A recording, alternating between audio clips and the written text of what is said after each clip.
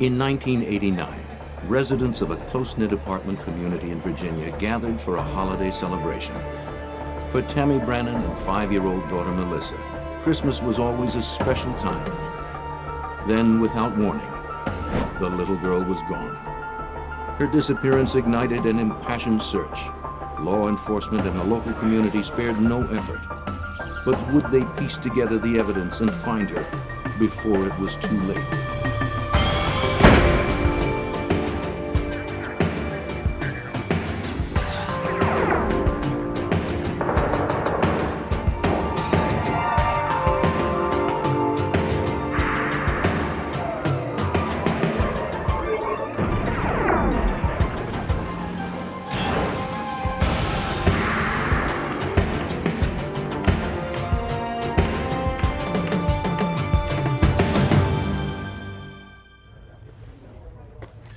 In 1989, in front of close to 200 witnesses, a child disappeared. 5-year-old Melissa Brannen vanished from a Christmas party at her mother's apartment complex in Virginia. Children have a way of wandering off, but it soon became clear this was more than a case of a lost child. Someone had taken Melissa. What sorrow compares to a mother's grief? What kind of monster preys on children? I'm Jim Kallstrom, former director of the FBI's New York office. The hunt for Melissa galvanized the community as a nation held its breath and waited for word. All victims deserve justice. All criminals must be punished. But when a crime involves a child, the stakes become so much greater.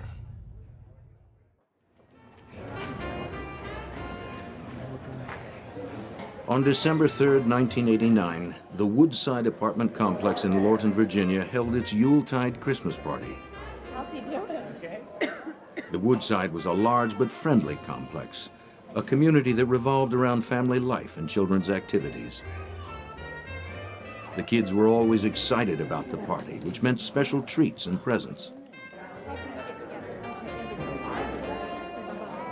A single mom, Tammy Brannen, had found in the Woodside complex a safe community in which to raise her only child, Melissa.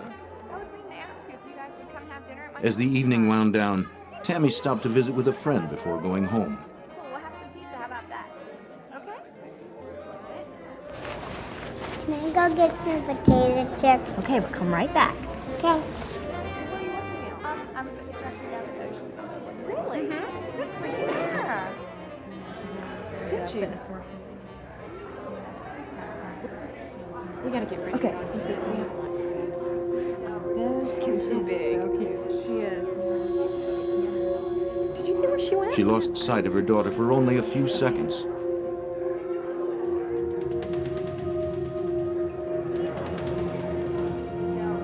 But that was long enough for a mother's worst nightmare to begin. Can you see my daughter?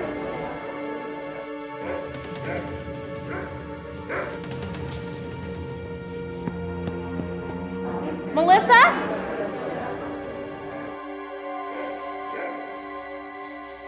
Melissa? Melissa? Melissa disappeared. The Fairfax County, Virginia Police Department was called immediately. Now, I'm going to do everything I can to find your little girl, but you have to tell me everything you can possibly. Detective Bill Wilden assured Tammy they would do all they could to find her little girl. The detectives began questioning the people at the party.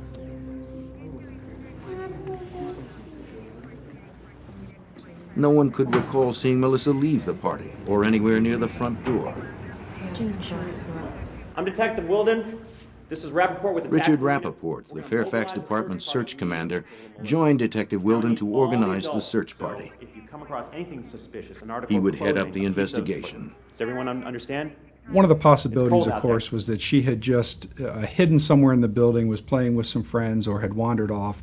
So immediately the patrol officers on the scene did a very good job of searching the building, and they began a search of the immediate area surrounding the building. The night of December 3rd was a bitterly cold night in the Washington area. Someone outside that was 5 years old without a lot of protection probably would not have survived through the night. It was that cold. All the adults that can participate safe. I need you outside with flashlights. Rappaport coordinated a more specific grid search of the area with patrol officers and dozens of volunteers from the complex. Let's go.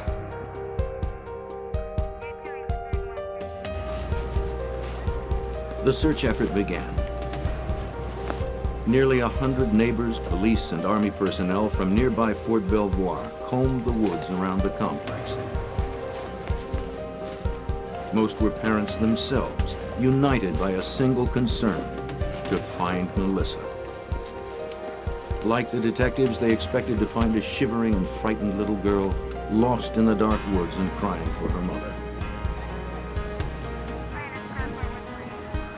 Officers began to question the 200 people who had attended the party and interview over 400 other Woodside residents.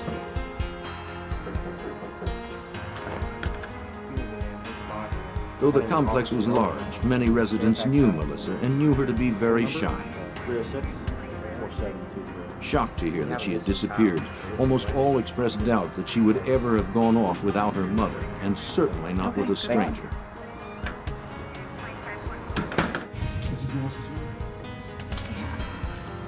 Detective Wilden went with Tammy to her apartment to interview her. He questioned her extensively about her past and possible troubles with her neighbors or employer. An accountant, she had never had any problems with anyone.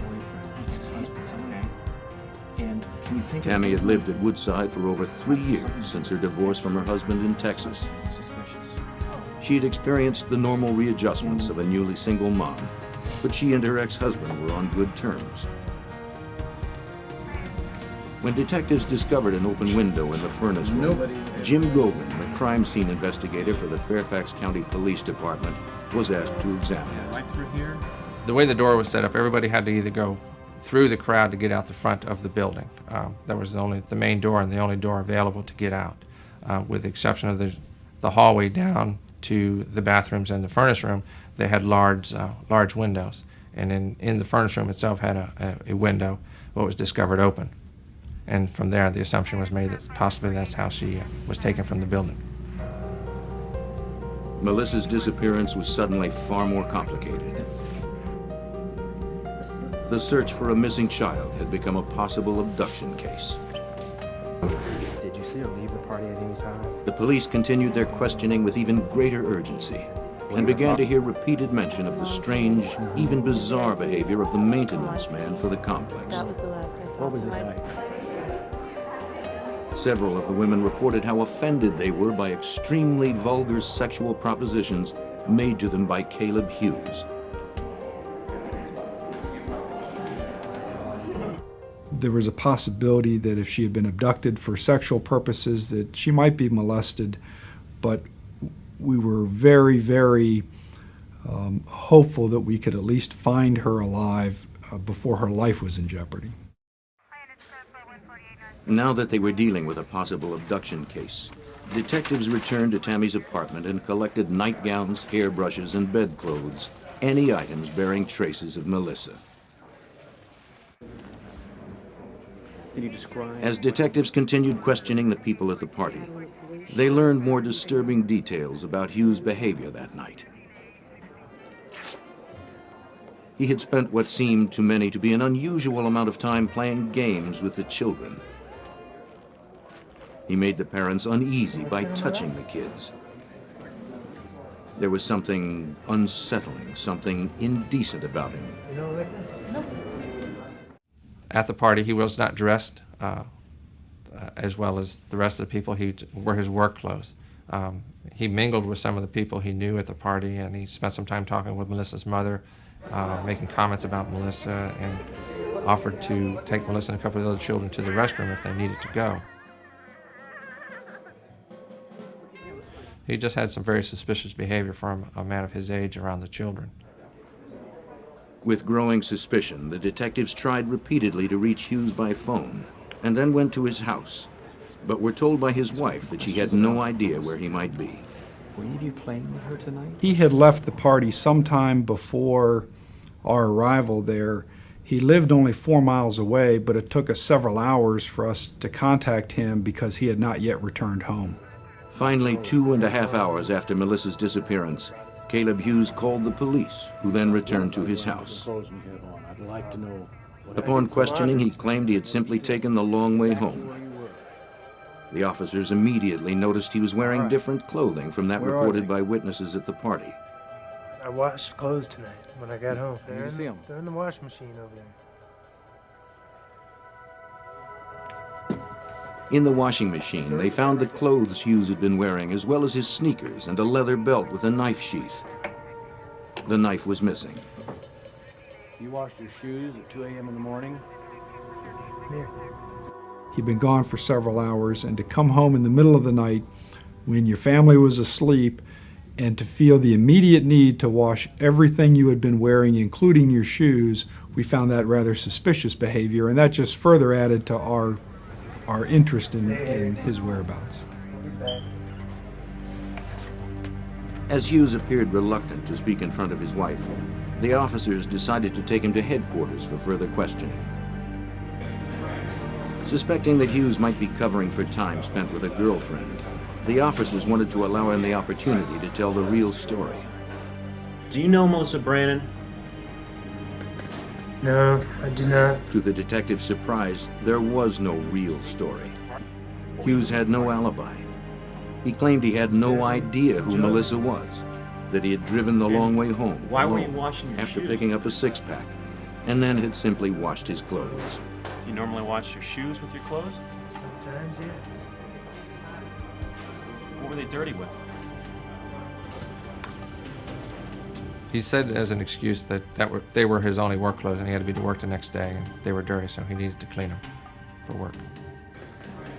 Look, am I being charged with anything? Despite hours of intense questioning, Hughes remained not right smug now. and evasive. I'm free to go. Finally, Yeah, you're free to Detective go. Wilden told him he was free to go, But I know you're though he guilty. was almost certain Hughes was lying.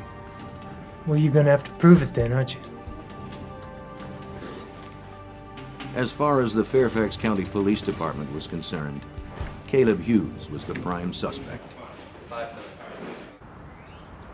Believing Caleb Hughes was involved in Melissa's disappearance, Detective Bill Wilden contacted Fairfax County Commonwealth Attorney Robert Horan.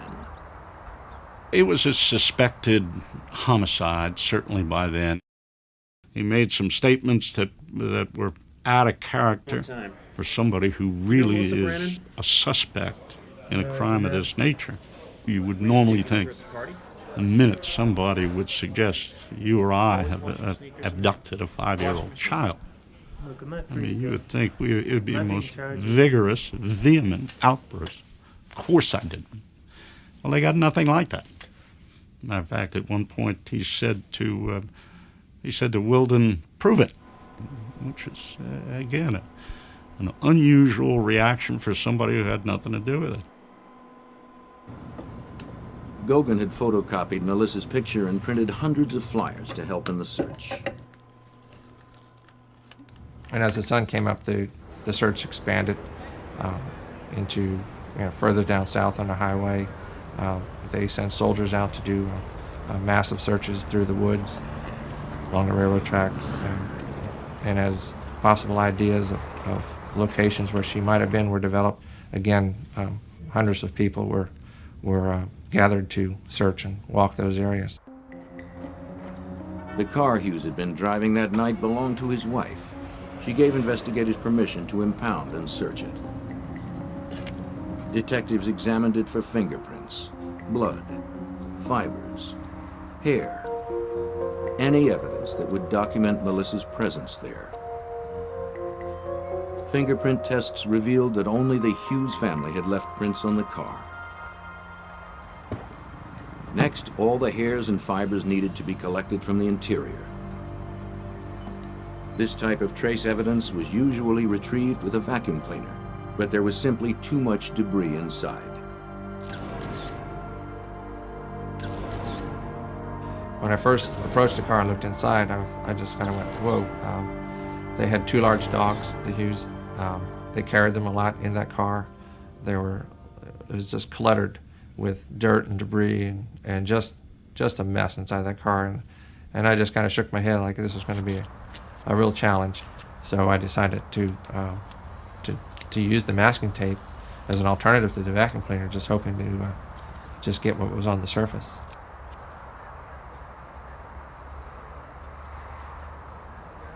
That was an unusual technique, certainly. In my years, that was the first time I ever had run into it in the Fairfax Police Department. And it's a very common technique now. Gauguin then placed the tape between layers of clear plastic so that it could be examined intact under a microscope.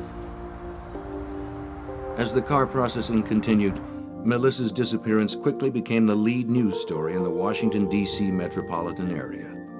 Melissa Brannen is 3 feet tall, 48 pounds, with blue eyes and dark blonde, shoulder-length hair. She was last seen wearing a pink ski jacket, red plaid skirt, and black shoes with gold buckles.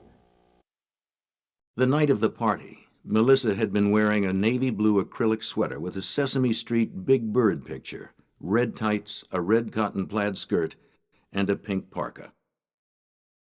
When I found the red-blue fibers that were visible on the tape, I did kind of get excited about that. But at the time I was excited but worried because we needed to find her to identify the clothes, the possible clothes. Without Melissa, that was going to be real tough. When Gauguin conducted luminol testing on the interior of Hughes's car, he found traces of blood on the steering wheel, brake pedal, and floor mat. When a light is shined on the luminol-treated area, bloodstains will appear fluorescent. While the luminol process is quite accurate as a blood locator, it can also destroy the genetic characteristics of the sample. When I sprayed the steering wheel, I got the reaction on the steering wheel and as well as on the pedals of the vehicle. That's where it fell to. These items were swabbed and collected.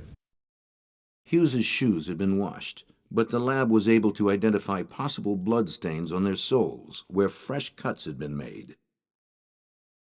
It became very suspicious when I received the clothes from the officers who searched the house and noticed that he had cut his tennis shoes. Kind of putting two and two together, that why was he cutting his tennis shoes and why did I get a reaction to blood on the gas pedals? Surely Caleb Hughes had tried to cover his tracks to avoid a link to an unimaginable crime. What is your name? Caleb Hughes. How old are you? With the luminol findings showing blood in his car, the detectives were increasingly confident they could get a confession from Hughes. He was brought in for a polygraph test. He had no explanations for the fresh cuts on his shoes. No. Once again, he gave no explanation for the 2-hour, 30-minute delay in getting home. But as it turned out, there never was an explanation. He said, I just took the long way home. It was the best they got. Did you harm Melissa Brannen? No. Did you kill Melissa Brannen?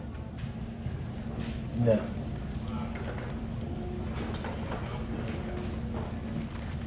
These are proven to be deceptive. When Hughes denied outright that he had killed Melissa, polygraph examiner Rick Danielle was sure he was lying. He really denied ever having seen this child, denied knowing who the child was. He was showing pictures of her, never seen that child before. And of course the police knew that was not true because he had been at the same table with the child, had talked to the child. You got the wrong guy. I'm asking you about what you did. You got the wrong guy. Danielle was absolutely satisfied he was hiding something, that he was lying about something. I'm out of here. He was attempting to deceive him.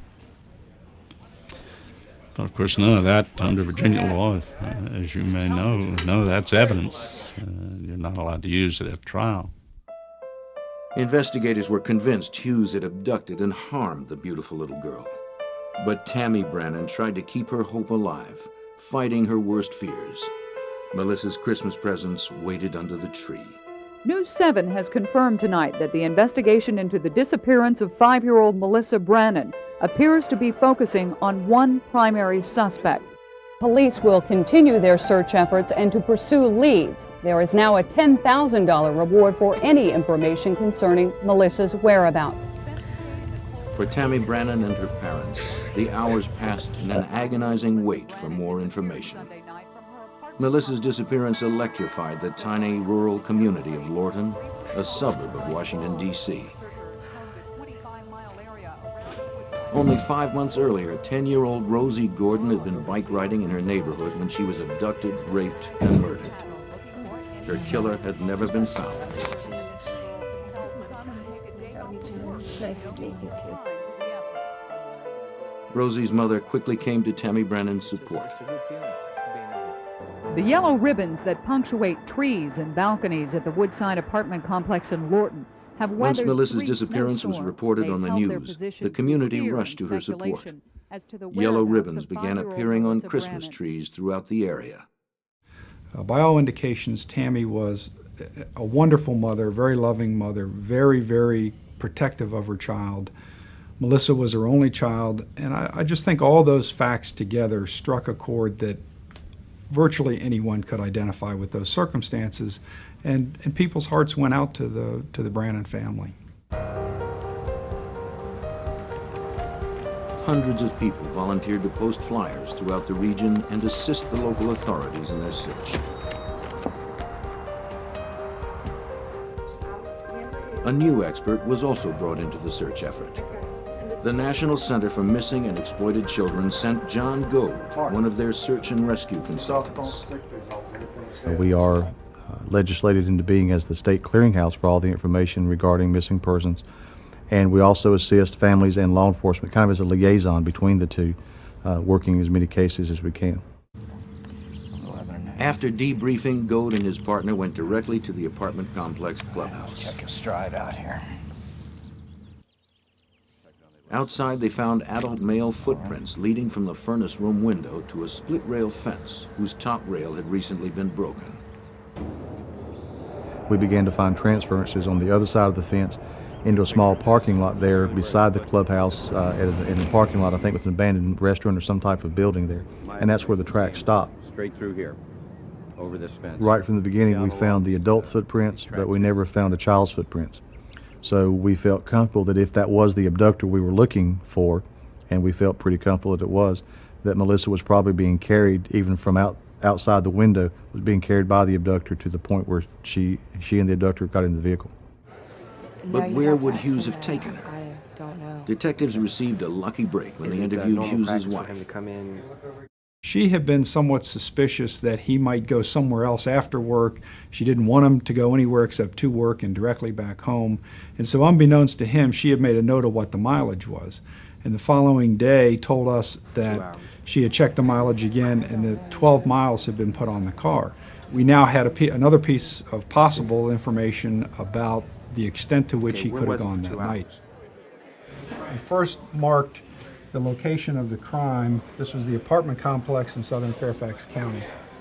We next located Caleb Hughes' residence, which was in northern Prince William County, roughly in this area. We then took a string that was the equivalent of 12 linear miles and tied the two ends of the string together and placed them over the pins.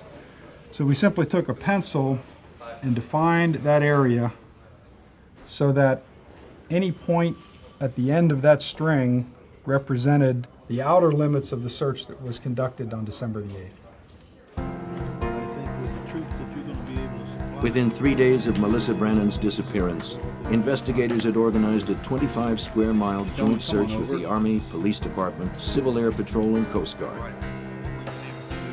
Over 500 volunteers turned out for the effort. We have a 12-mile radius that we need to cover. Black hat, leather shoes, with gold bows, and clean fitted jacket. We had dozens of search teams that were comprised of trained law enforcement people, civilian volunteers, and military personnel. They were doing step-by-step searches of defined areas. Each area had been broken down and was assigned to a team. We're going to be looking for the clothing a lot. That's going to be one of the main things. They had specific instructions on how to search. If they found anything which they thought might be evidence, they were to mark it, not to disturb it, and we had teams of crime scene people who would then respond to that particular location and process the evidence. At this point, we've not found anything today that puts us any closer than we were this morning. The volunteers were frustrated and extremely disappointed. I know there were nights when I would go home and my family would have seen a newscast about another day of searching, and my own children would say, "Daddy, are you going to find that little girl? When are you going to find that little girl?" And I think that was a conversation that was occurring in the homes of dozens of investigators and police officers involved in this case. While the search continued, Goguen approached the nearby FBI lab with the evidence he had processed from the car. Because Melissa was still missing, the FBI's state-of-the-art technology would be critical in establishing the connection between the hair, fibers, and bloodstains collected and Melissa Brannen.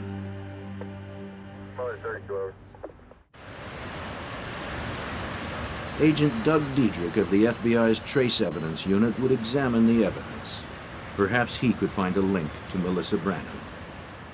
There you have to go to extraordinary measures to try to recreate, if at all possible, the environment of the victim, most recent environment, and also the types of hairs that the victim may have, the type of clothing that the victim may have been wearing the night of the disappearance. And that's the difficult part.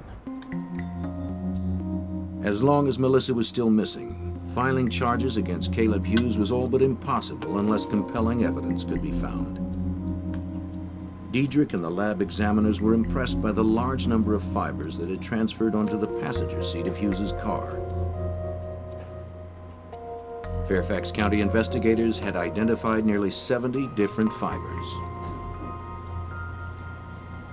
That included the blue acrylic fibers, the red cotton fibers, the black rabbit hairs, and there were, I believe, 1 or 2 head hairs in the case. But that's monumental. Sounds like a small number. That's huge. Once the FBI entered the case, its agents conducted their own investigation of Hughes's house. When Caleb Hughes's name was released as the primary and only suspect in the case, a media frenzy followed.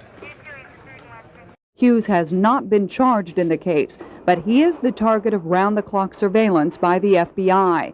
Federal investigators working with police from Fairfax County last night executed a search warrant on the groundskeeper's rented townhouse.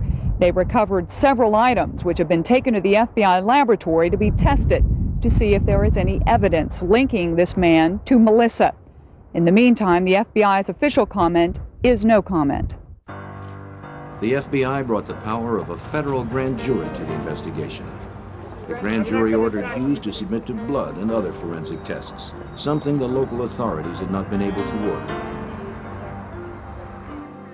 Hughes complained bitterly in interviews that his life had been ruined by the invasion. Details of a troubled past emerged. Hughes grew up in an abusive, dysfunctional home. He had a record as a juvenile delinquent, a long history of drug and alcohol abuse, and a disturbing attraction toward children.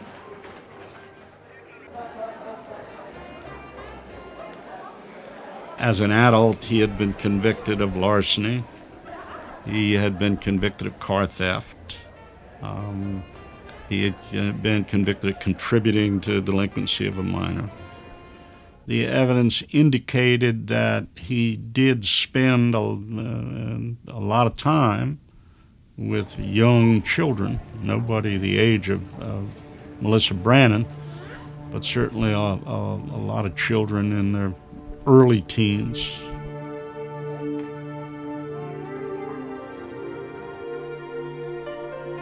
In the lab, FBI examiners had begun analyzing the stains on the soles of Hughes's shoes. Though luminol testing had damaged the samples taken from Hughes's car, they became increasingly convinced that these minute traces contained blood serum proteins that could determine the crucial connection to Melissa. This blood's been... The samples were submitted for DNA and serology tests. Make different slide, for sure.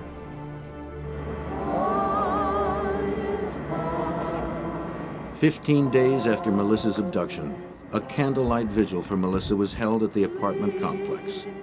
The little girl's disappearance had united the Fairfax community in compassion and outrage.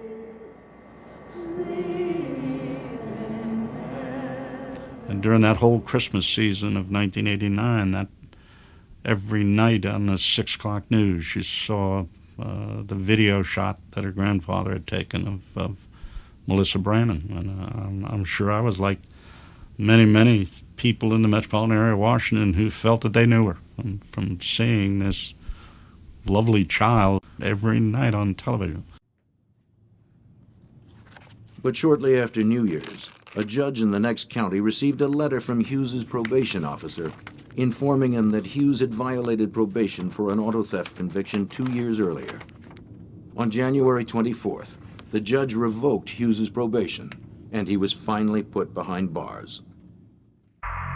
The earliest he could be released was November, giving the Fairfax County prosecutor ample time to build his case. Without sufficient evidence to file charges, Hughes had remained free.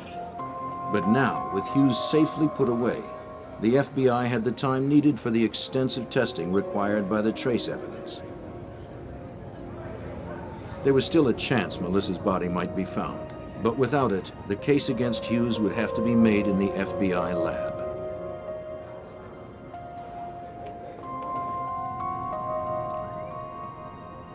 Already, FBI examiner Doug Diedrich had found his first big break in the case. I remembered some black animal hairs in the debris from the front seats of the car. And in looking through the little girl's nightshirt, I noticed these similar black hairs sticking out of the nightshirt. So it just rang a bell. I went back, mounted those up on slides and compared them, and sure enough, dyed rabbit hair, and they matched each other. The rabbit hairs from Hughes's car and those found on Melissa's nightgown both revealed a distinctive corncob texturing. An exact microscopic match. Agent Diedrich immediately called the prosecutor to determine whether Tammy Brannen owned a rabbit fur coat. Not only was it confirmed that Tammy Brannen owned a rabbit fur coat, she had worn it to the Christmas party.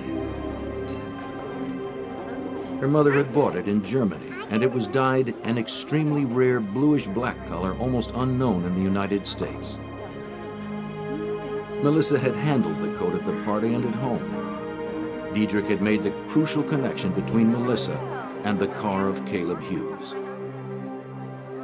So you not only, you tied those rabbit hairs, you tied that match not only to the fur coat of her mother, you tied it to the front seat of the car, but you also tied it to the child's environment itself, the rabbit hairs on the shirt of the child. To me, that was a significant point in the case, because then it starts pushing me in the direction of we might have something. And from there, it was a matter of digging some more, to see if I couldn't find some additional fibers that may be of value. So I started digging a little bit more, starting looking a little closer, asking questions of myself, asking questions of the evidence, because it's speaking. Strange, but it's speaking to me. As week after week passed, Melissa's name eventually disappeared from the news. Life in Fairfax County had returned to normal, but Tammy Brannen was still no closer to finding her child.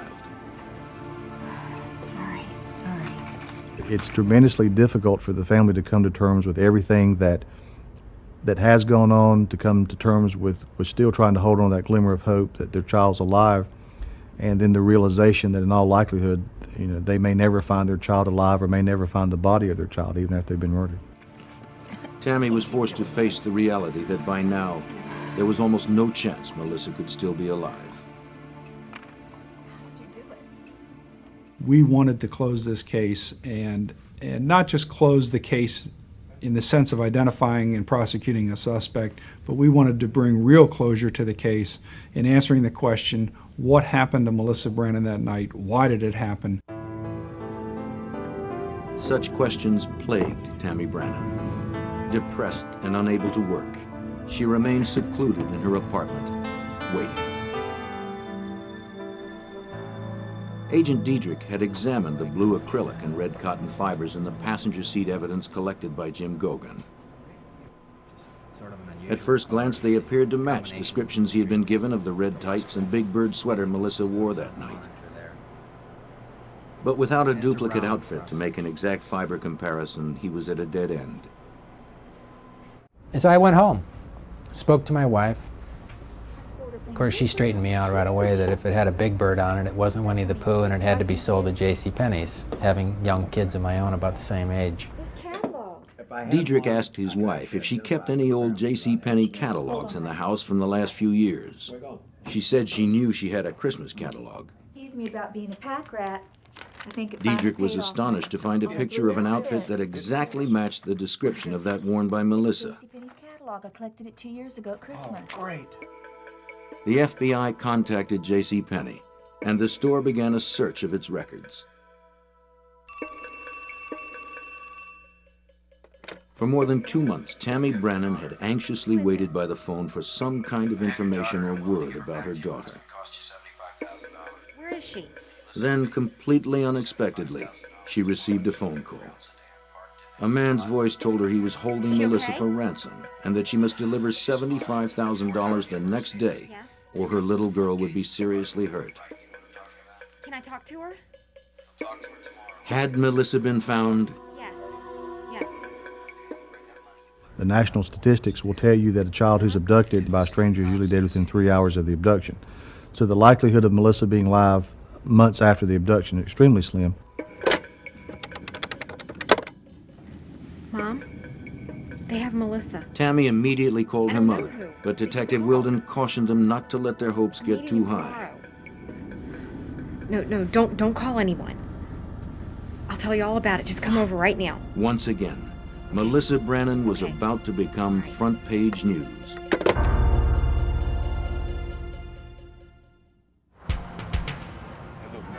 Detective Wilden had instructed Tammy Brannen to cooperate with the ransom demands in the hopes her daughter would be recovered alive. As extortion falls under federal guidelines, the FBI coordinated the ransom drop.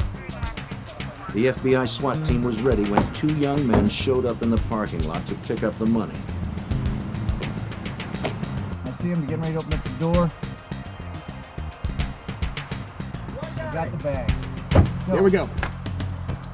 FBI, freeze!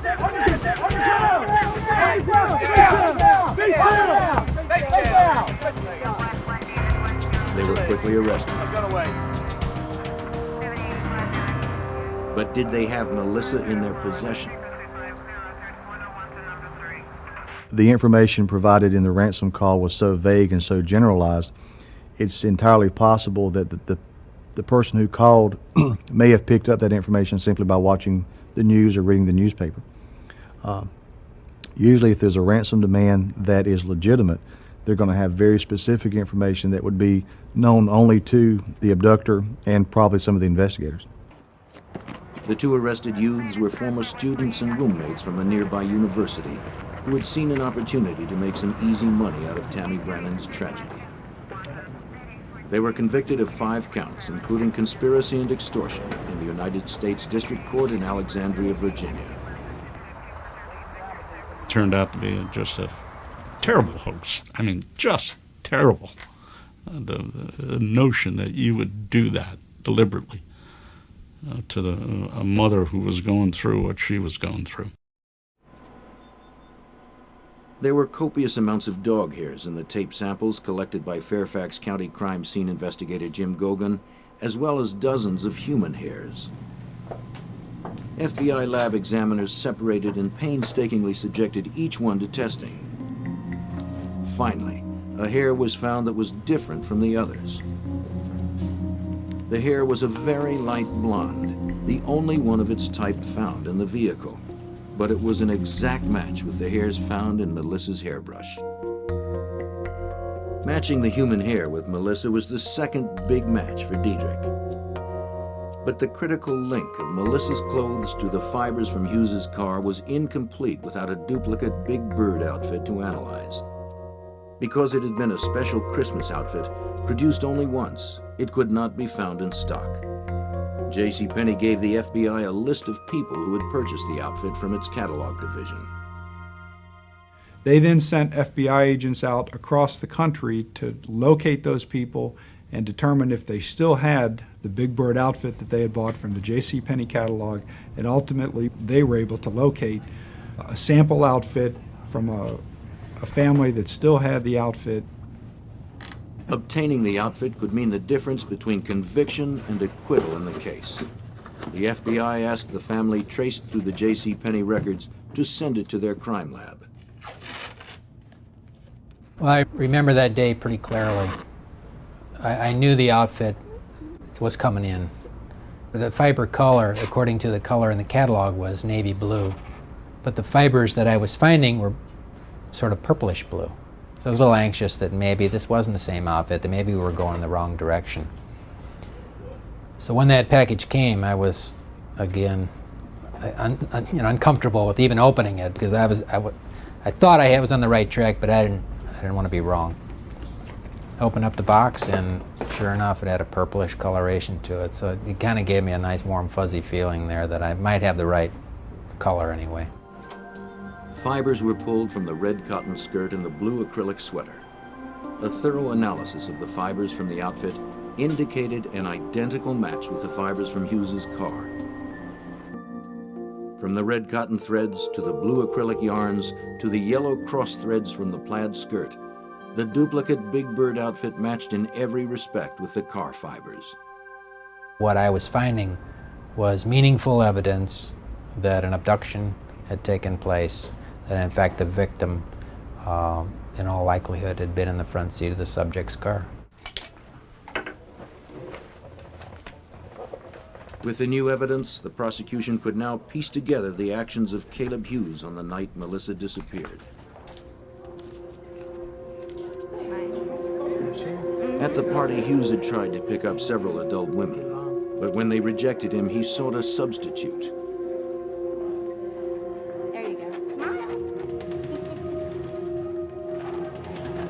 Fueled by frustration and alcohol, Caleb Hughes became a desperate predator with a perverse desire. His stalking eye fell upon the children. He waited and watched until an opportunity presented itself. When it did, Caleb Hughes seized an innocent and trusting child.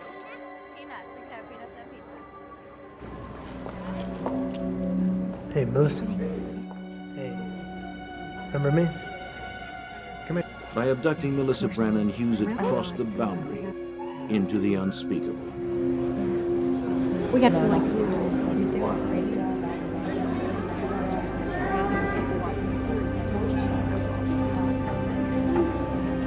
We should catch up with each other. Okay. Did it.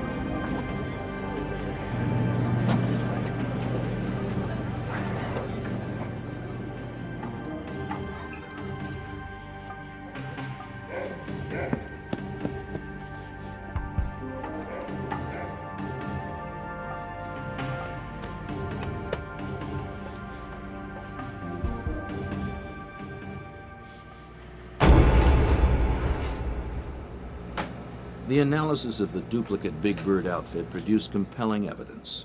It would be a powerful tool in the case against a man who investigators felt was a ruthless child molester and murderer. But Agent Diedrich had to convince the jury how incredibly unlikely it would be that these fibers had come from any source other than Melissa's outfit. He began asking people at the FBI to give him any items they may have made of navy blue acrylic. He collected more than 100. And the objective was to see, do the fibers that I found in the front seat of Cal Hughes' car, do they match any of these?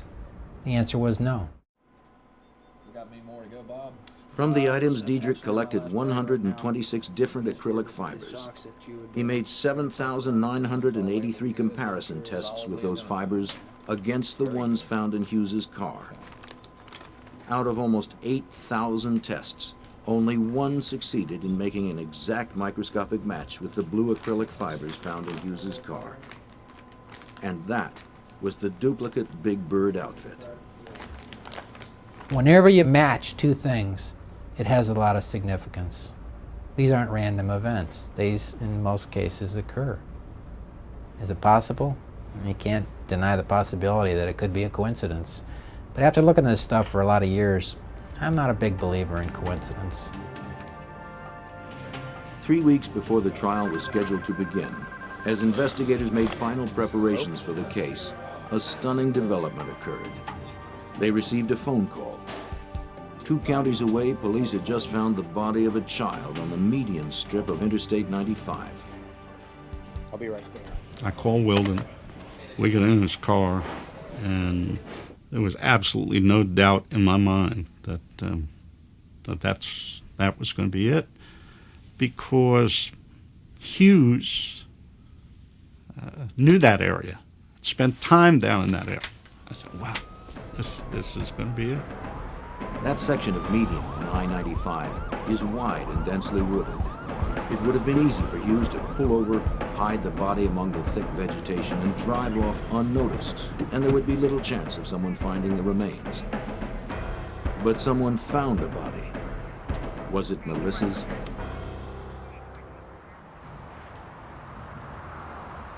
If it was Melissa Brannen's body in the highway median, Fairfax County Commonwealth Attorney Robert Horan felt he could put Hughes behind bars on Murder 1 charges.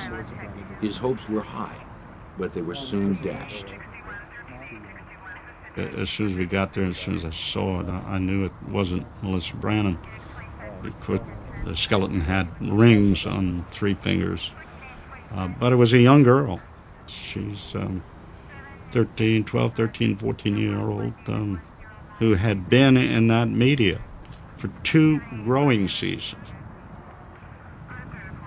The young girl's body was never identified. Finally, nearly 1 year after Melissa's disappearance, Hughes was arrested on a grand jury indictment for abducting Melissa Brannen. He was transferred from the Prince William County Jail to the Fairfax County Jail. Horan had delayed the indictment for several months in the hope that Melissa's body would be found. By then, I know we were all pretty satisfied that the worst had happened to the child. Unfortunately, under Virginia law, you can charge somebody with murder without the body, but you have to be able to prove where the murder occurred. And of course, without the body in this case, we had no way of proving where it occurred, so we couldn't charge him with murder. Abduction with intent to defile was the strongest case that could be brought against him. Hughes pleaded not guilty.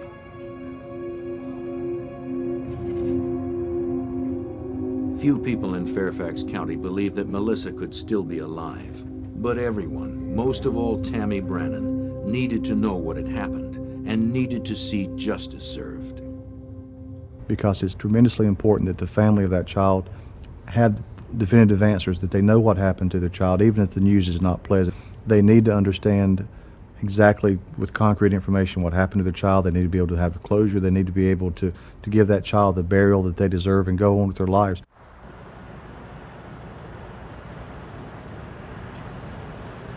With Agent Diedrich's airtight analysis of the trace evidence, Robert Horan went into the trial confident that he could convince the jury beyond reasonable doubt. The trial began on February 26, 1991. Looking good. A chief part of Horan's strategy was depicting Hughes' deviant sexual behavior at the party. He produced several female witnesses who recalled the crude, vulgar sexual propositions he had made to them, and others who testified he had spent considerable time playing with Melissa and had been talking to her just before she disappeared.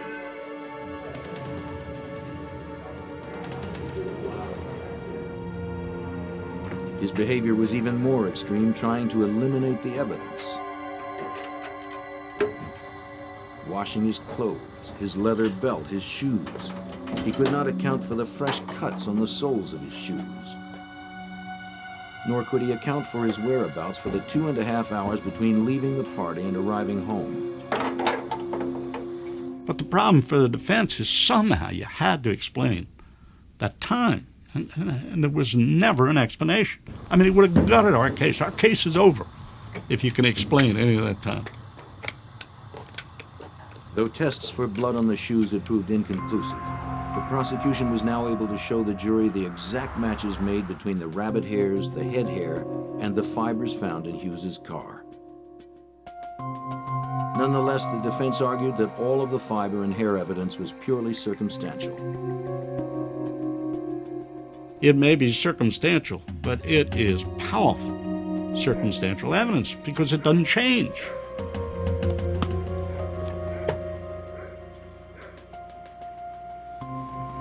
In order to obtain the maximum sentence for Hughes, Brannen needed to convince the jury that Hughes had intended to defile Melissa once he had her in his car. And the only way the fibers from her outfit would have been found on the seat is that her coat had been removed while she was in that car.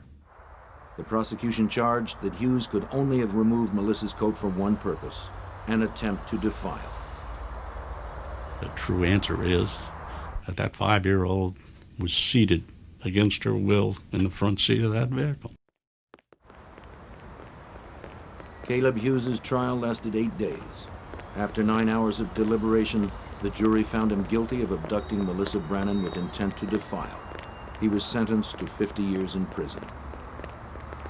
For the family members, it can't end because of the eternal hope, if you will, that someday this child that's never been seen, never been found, this child someday will appear. You know, and that's hard stuff. That is hard stuff. Caleb Hughes is still serving his sentence today, and the body of Melissa Brannen has never been found.